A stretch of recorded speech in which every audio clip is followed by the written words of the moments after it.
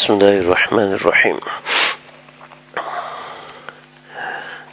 عن ثوبان رضي الله تعالى عنه قال قال رسول الله صلى الله عليه وسلم يوشك الأمم أن تداعى عليكم كما تداعى الآكلة إلى قصعتها فقال قائل ومن قلة نحن يومئذ قال بل أنتم يومئذ كثير ولكنكم غثاء كغثاء السيل ولينزعن الله من صدور عدوكم محبة منكم ولا يقذفن في قلوبكم الوهن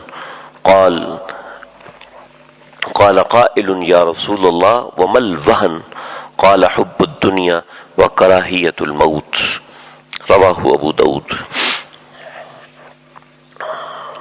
حضرت ثوبان رضی اللہ تعالیٰ عنہ سے روایت ہے کہ رسول اللہ صلی اللہ علیہ وسلم نے فرمایا یوشک الامم ان تداعى علیکم،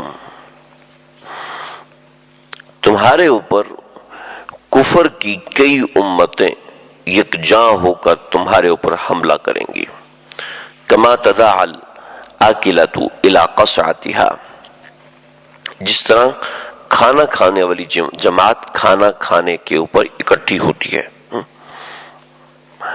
فقال قائل ومن قلۃ یومئذ، اور ایک شخص نے پوچھا کہ یا رسول اللہ کیا ہم اس دن کم ہوں گے، یعنی کہ ہماری تعداد بہت تھوڑی ہوگی اس لیے لوگ ہم پر غلبہ پالیں گے؟ تو قال بل انتم یومئذ کثیر، فرمایا کہ نہیں، اس دن تم بہت زیادہ ہوگے، اور اتنے زیادہ ہوگے جیسے نالوں کے کنارے پر پانی کی جھاگ ہوتی ہے، یعنی پانی جو ہے کنارے سے باہر ابل رہا ہوتا ہے، ایسے تمہاری آبادی میں اضافہ ہوگا، لیکن تمہارے اندر قوت و شجاعت نہیں ہوگی، اس لیے کہ نہایت کمزور اور ضعیف ہوگے. تمہارا رعب، تمہاری ہیبت تمہارے دشمنوں کے دل سے نکل جائے گا اور تمہارے دلوں میں ضعف اور سستی پیدا ہو جائے گی. کسی نے عرض کیا کہ یا رسول اللہ کہ ضعف اور سستی، یہ وہن، یہ کیا چیز ہے؟ فرمایا کہ یہ سب حب دنیا، یعنی دنیا کی محبت ہے، اور موت سے بیزاری اور نفرت ہے. قال حب الدنیا وکراہیت الموت، دنیا کی محبت ہے اور موت سے کراہت ہے. ان دو وجوہات کی بنیاد پر ایسا ہوگا. افغانستان پر امریکہ نے 21 اطراف سے حملہ کیا، عراق پر امریکہ نے 21 اطراف سے حملہ کیا، اور ایسے ہی وہ آگے بڑھتا چلا جا رہا ہے. کیوں بھی؟ اس لیے کہ مسلمانوں کا روب دوسروں کے دلوں سے ختم ہو رہا ہے. مسلمانوں کا روب دوسری قوموں کے دلوں سے آہستہ آہستہ ختم ہو رہا ہے. اور کیوں ختم ہو رہا ہے؟ اس لیے کہ مسلمان بے ایمان ہو گئے، اس لیے کہ مسلمان چور ہو گئے، اس لیے کہ مسلمان قومیں کرپشن کا شکار ہو گئی، مسلمان قومیں صرف پیسے کے پیچھے بھاگ رہی ہیں. مسلمان قوموں کو اسٹیٹس چاہیے، جی لڑکا ایسا ہونا چاہیے جو کم از کم امریکہ سے پڑھا ہوا ہو، لڑکا ایسا ہونا چاہیے جو کم از کم آکسفورڈ سے پڑھا ہوا ہو. ہمیں ہماری تعلیم پر اعتبار ہی نہیں ہے، ہمیں اپنے استادوں پر اعتبار ہی نہیں ہے، ہمیں اپنی قوم کے معماروں پر اعتبار ہی نہیں ہے. تو جب قوم کا یہ حالت ہو جائے، جب قوم کی یہ حالت ہو جائے کہ اپنی چیزوں پر اعتماد ختم ہو رہا ہے، وجہ یہ ہے کہ قوم بے ایمان ہو گئی، وجہ یہ ہے کہ قوم کے اندر کرپشن شامل ہو گئی، تو پھر ایسا ہی ہوتا ہے کہ ایک دوسرے کی عزت نہیں کرتے تو دوسری قومیں ہماری عزت کیا کریں گی. خود ایک دوسرے سے نفرت کرتے ہیں کہ یہ ہمارے ملک میں یہ اس سے لڑائی ہو رہی ہے، حکمرانوں کو سولی پہ لٹکایا جا رہا ہے، حکمرانوں کو ہمارے اخبار گالیاں دیتے ہیں، نہ کوئی سائنس سکھاتے ہیں، نہ کوئی ٹیکنالوجی سکھاتے ہیں، نہ کسی سائنسدان سائنسدان کا تعارف کرواتے ہیں اور نہ کسی ایسے انجینئر کا تعارف کرواتے ہیں. اگر تعارف ہوتا ہے تو وہ ہوتا ہے جو کہ باہر ملک میں پڑھا ہوا ہوتا ہے. صرف اسی کو اونچا ثابت کیا جاتا ہے جو باہر ملک سے پڑھ کے آتا ہے. جو اپنے ملک کا پڑھا لکھا آدمی ہے وہ اگر کتنی بھی جدید اور اچھی ٹیکنالوجی پیش کر دے پھر بھی ہم اسے قبول نہیں کرتے، اس لیے کہ ذہنی طور پر ہم غلام بن چکے ہیں. ذہنی طور پر ہم لوگ ان کے ماتحت ہیں. چائنا میں پروجیکٹ ہے اس کا، اگر پنجاب میں پروجیکٹ ہے، ہمارے دل میں کوئی بات ہی نہیں ہے، ہمارے دل میں کوئی ایسی چیز آتی ہی نہیں ہے. وجہ یہ ہے کہ ہماری اپنی قوم کے دل میں جب اپنی عظمت ختم ہو جائے تو دوسروں کے دل میں ہماری عظمت نہیں بیٹھ سکتی. اور یہی پاکستان ہے، یہی پاکستان ہے. اسی پاکستان کے اندر دوسرے ممالک سے اداروں میں لوگ پڑھنے آتے ہیں. پاکستان دنیا میں میڈیکل میں دوسرے نمبر پر ہے. اس چیز کو کوئی شو نہیں کرتا، اس چیز کو کوئی دکھاتا نہیں. امریکہ سے پڑھنے والا طالب علم وہ پاکستان میں آ کے پریکٹس کرنا پسند کرتا ہے، اس لیے کہ پاکستان کی پاپولیشن اوور کنٹرول ہے اور پاکستان کے اندر آبادی زیادہ ہے، تو یہاں پریکٹسنگ اور اس کے یہاں پر آبادی زیادہ ہونے کی وجہ سے پریکٹس کے مواقع زیادہ ہے، میڈیسن زیادہ ہے، تراکیب زیادہ، تدابیر زیادہ ہے، فارمیسی زیادہ ہے، فارمیسی بڑی ہے. تو ان چیزوں کو کوئی بھی دکھاتا ہی نہیں، کوئی دکھانے کو تیار ہی نہیں. حالانکہ پاکستان دنیا میں دوسرے نمبر پر میڈیکل کے اندر آ رہا ہے، دوسرے نمبر پر میڈیکل میں ہے. انڈیا پہلے نمبر پر ہے، پاکستان اور پھر یورپین کنٹریز بعد میں آتے ہیں.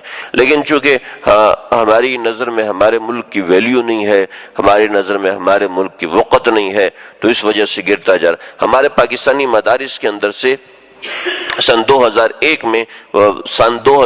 میں مدرسے سے لاکھوں بچے جو امریکہ سے پڑھنے آئے ہوئے تھے، خود ہمارے ساتھ پڑھنے والے جو ساؤتھ افریکنز تھے، جو ساؤتھ افریقہ کے بچے تھے، کچھ امریکہ کے بچے تھے، کچھ امریکہ کے ساتھی تھے ہمارے، اور کچھ مانچسٹر کے ساتھی تھے، کچھ انگلینڈ کے ساتھی تھے. ان سب کو نکالا گیا کہ پاکستان کے مدارس میں پڑھنے آئے ہوئے ہیں. جی کیوں پڑھنے آئے ہوئے؟ اب بات یہ ہے کہ خود ہی اپنے ملک کی ویلیو جب ہمارا طبقہ گرائے گا اور ہم عوام الناس خود اپنے ملک کی ویلیو گرائیں گے تو دوسروں کی نظر میں ہمارے ملک کی کیا ویلیو ہوگی؟ جب ان کے استاد پاکستان میں ہوں گے تو ڈیفینیٹلی وہ رسپیکٹ کریں گے، عزت کریں گے کہ یہ ہمارے اساتذہ ہیں، ہمارے اساتذہ اس ملک سے تعلق رکھتے ہیں. تو یہ ہمارے اپنا نظام جب ایسا بگڑ چکا ہے، اور اس نظام کے بگڑنے کے پیچھے دو وجوہات ہیں، اور وہ وجوہات اجتماعی نہیں ہیں، انفرادی وجوہات ہیں. اور انفرادی وجوہات کا مطلب یہ ہے کہ اس کو میں بھی صحیح کر سکتا ہوں اور آپ بھی صحیح کر سکتے ہیں، ہم سب اس کو صحیح کر سکتے ہیں. اللہ کے نبی نے فرمایا کہ وہ نمبر 1 دنیا کی محبت، دنیا کی محبت جڑ، دنیا کی محبت، اور نمبر 2 موت سے بیزاری. کہ دنیا کی محبت اتنی دلوں میں بیٹھ چکی ہے کہ پڑھائی کے اندر بھی دنیا یاد آتی ہے. ہماری تعلیم کا مقصد کیا ہے؟ ڈاکٹر بننا. میری تعلیم کا مقصد کیا ہے؟ انجینئر بننا. میری تعلیم کا مقصد کیا ہے؟ عالم بننا. کسی کو تعلیم کا مقصد ہی نہیں پتا. میں خود ماسٹر کیا ہوا ہے یونیورسٹی لیول کہ وہ آخر تک گیا ہوں. آج تک کسی نے تعلیم کا مقصد نہیں سکھایا. کسی استاد نے کسی مقام پر تعلیم کا مقصد نہیں سکھاتے. پہلی کلاس سے ماسٹر لیول تک تعلیم کا مقصد سب طلبہ کے ذہن میں یہ ہوتا ہے، ڈاکٹر بن جاؤں گا تو پیسے چھاپوں گا، پولیس انسپیکٹر بن جاؤں گا تو پیسے خوب سارے گھر کو میں چلاؤں گا، انجینئر بن جاؤں گا تو سارے گھر کو میں چلاؤں گا، سارے گھر کو میں کنٹرول کروں گا، یہ کر لوں گا، یہ کر لوں گا، یہ کر لوں گا. تعلیم کا مقصد کمانا ہے ہی نہیں. تعلیم کا مقصد پیسہ نہیں ہے، بالکل بھی پیسہ نہیں. تعلیم کا مقصد انسان کی تہذیب کو سنوارنا ہے، انسان کو رہن سہن کا طریقہ آنا چاہیے. چنانچہ ماسٹر ہوتے ہیں اور ایسی ماں بہن کی گالیاں دے رہے ہوتے ہیں، سٹاپ پہ کھڑے ہو کے، چوراہوں پہ کھڑے ہو کے، گاڑیوں پہ بیٹھ کے. ذرا ان کی گاڑی کو ایک سائیڈ لگا کے دیکھو، بس پھر دیکھنا کتنی لعنت ملامت کرتے ہیں. اور اگر ان کو موقع مل جائے تو گاڑی روک کے لڑائی بھی کرتے ہیں. اب یہ نہیں پتا کہ وہ ڈاکٹر ہے، یہ نہیں پتا کہ وہ انجینئر ہے، بس فی الحال وہ ایک ریسلر ہے، صرف وہ ایک لڑائی کرنے والا ہے، کہ اس میں تہذیب نام کی چیز ہی نہیں. ایک ان پڑھ اور ایک گوار اور ایک پڑھا لکھا، یہ دونوں برابر ہو جاتے ہیں جب غصہ آتا ہے. وجہ یہ ہے کہ تعلیم کا مقصد سامنے ہے ہی نہیں. 1981 کے اندر شیخ الاسلام حضرت مفتی تقی عثمانی صاحب نے حکومت پاکستان کے مطالبے پر حکومت پاکستان کو تعلیمی ایجنڈا پورا کا پورا لکھ کے دیا تھا. آپ حضرات اس کا مطالعہ کر سکتے ہیں. اردو میں ایک چھوٹا سا رسالہ جیسی جتنی یہ کتاب ہے، اس سے کچھ چھوٹی کتاب ہے کہ نظام تعلیم، ہمارا نظام تعلیم کے نام سے شیخ الاسلام حضرت مفتی تقی عثمانی صاحب کا ایک مقالہ ہے، اس کا مطالعہ کر سکتے ہیں۔ اس میں پاکستان کی عصری تعلیم، پاکستان کی دینی تعلیم، سب چیزوں کو اس میں پرکھا گیا، بتایا گیا ہے کہ اس کے پیچھے مقصد کیا ہونا چاہیے، اس کا طریقہ کار کیا ہونا چاہیے، اس میں جو خرابی ہیں وہ کیسی ہونی چاہیے، ان کا حل کیسا ہونا چاہیے۔ ہماری تعلیم کا مقصد ہی دنیا کمانا ہے، ہماری تجارت کا مقصد ہی دنیا کمانا ہے۔ زندگی جینا، اچھی زندگی جینا یہ نہیں ہے۔ حب الدنیا، یہ مرض پیدا ہو جاتا ہے چھوٹے سے بچے کے اندر کہ وہ پیسے سے محبت کرنے لگتا ہے، اس کی نظر میں مادیت آ جاتی ہے۔ اللہ کے نبی نے سب سے پہلے اس چیز کو سامنے رکھ دیا کہ تمہارے سامنے دنیا کی محبت، پیسے کی محبت نہیں ہونی چاہیے۔ نمبر 2، وکراہیت الموت، دنیا کی محبت کیسے ختم ہو؟ بھئی اس کے لیے اللہ والوں کے پاس جایا جاتا ہے، سیکھا جاتا ہے، ورنہ یہ معمولی چیز بہت بڑی چیز ہے، زندگی گھل جاتی ہے اس کو ختم کرتے کرتے۔ اس لیے کہ جو چیز بنیاد میں بیٹھ جاتی ہے نا، کسی کا خون جس نمبر کا ہوتا ہے وہ خون تبدیل نہیں ہوتا، ہاں اس کے اندر ہیجان تبدیل کروانا یہ بڑا مشکل کام ہوتا ہے۔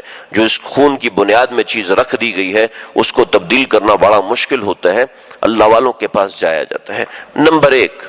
نمبر 2، وکراہیت الموت، اپنی موت سے کراہت آتی ہے۔ جوان جہاں آدمی ہے، جنازہ اٹھا کے لے کے جائے تصویریں بنا رہا ہے، موت جنازہ اٹھاتے وقت بھی یاد نہیں، قبر میں اتارتے وقت بھی یاد نہیں کہ تصویریں بنائی جا رہی ہیں کہ کم از کم قبر کے اندر اترتے ہوئے تو انسان کو موت یاد آتی۔ اب وہ بھی نہیں رہا، پہلے تو کم از کم اتنا ہوتا تھا کہ لوگوں کے دل میں غم ہوتا تھا، لوگ اس سے عبرت پکڑتے تھے کہ ایک دن ہم نے بھی جانا ہے، 2-4 دن تو سکون سے گزرتے تھے، دل پر ایک اثر ہوتا تھا۔ میں خود پاکستان انڈیا کا میچ تھا تو ایک صاحب کہنے لگے کہ ہمارے والد کا انتقال ہوا، اور میرا وہ غم تو تھا لیکن رات کو میرا غم اس سے کئی گنا زیادہ ہو گیا۔ میں نے کہا کیا ہوا؟ کہ میرے دونوں بھائی آپس میں بات کر رہے تھے، ابا کا تو انتقال ہو گیا، ٹی وی ہم چلا نہیں سکتے، پاکستان کا میچ کیسے دیکھیں گے؟ انا للہ و انا الیہ راجعون، یعنی اتنی بڑی موت ہوئی، والد کا انتقال ہوا اور فکر بھی نہیں ہے کہ یہ کتنا بڑا، بس یہ فکر ہے کہ رات کو میچ ہم نے دیکھنا تھا، اب وہ کیسے دیکھیں گے؟ انتقال ہوا، ٹی وی چلا نہیں سکتے، موبائل اس زمانے میں اتنے عام نہیں تھے۔ تو بھائی موت کی تیاری ہو، اس کا طریقہ کار آسان ہے، روزانہ چند منٹ کے لیے اپنی موت کا تصور کیا جائے کہ میں مر گیا ہوں، مرنے کے بعد میں نے اللہ کے سامنے حاضری دینی ہے، کیا لے کر آیا ہوں، زندگی میں کیا جمع کر رہا ہوں۔ یقین کیجئے صرف چند دن تک یہ عمل کریں، گناہ ذہن سے ایسے نکلیں گے جیسے کبھی کیا ہی نہیں تھا، جیسے کبھی گناہ کا شوق ہی نہیں تھا۔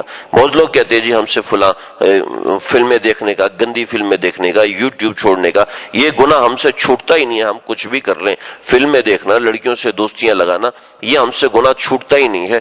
جس نے یہ کیا چند دن تک اپنی موت کو یاد کیا، گناہ اس کے دل سے ایسے صاف ہوا کہ بندے کے دل میں جب یہ استحضار ہو جائے اللہ کے سامنے حاضری ہونی ہے تو پھر وہ کہیں چوکتا نہیں ہے۔ ہاں پھر چوک جائے تو پھر اس کو اپنی موت سامنے نظر آتی ہے، یاد رہتی ہے۔ اللہ تعالی ہم سب کو سمجھنے کی توفیق عطا فرمائے۔